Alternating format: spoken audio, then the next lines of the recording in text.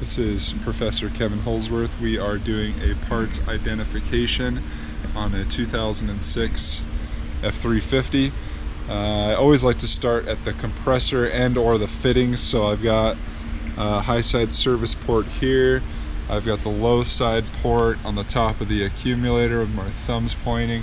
So I'm going to go and kind of just see if I can get a view of the compressor. It's very hard to see, but it is sitting down there right below that tensioner. So we've got two lines coming out, one line coming in and one line coming out. That one outline is attached to this high side port, and so we're going to have gas there going in into the condenser, which is behind the grill. You can see a little bit of it there.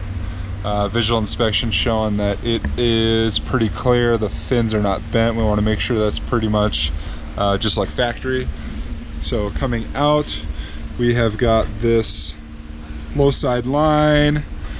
It's very hard to see, but it wraps kind of on the side of the battery and near the intercooler pipe there, and then into this little pipe, and we've actually got this little extra secured clamp, but we have a spring coupler inside here, so these two are held together by a spring. But beyond that, this section is where the orifice tube is actually installed. We've also got this accumulator here, so we know that it's an orifice tube. If you find this big can close to the evaporator, then you know for sure that it is orifice tube. So this is where we're going to have the big temperature change.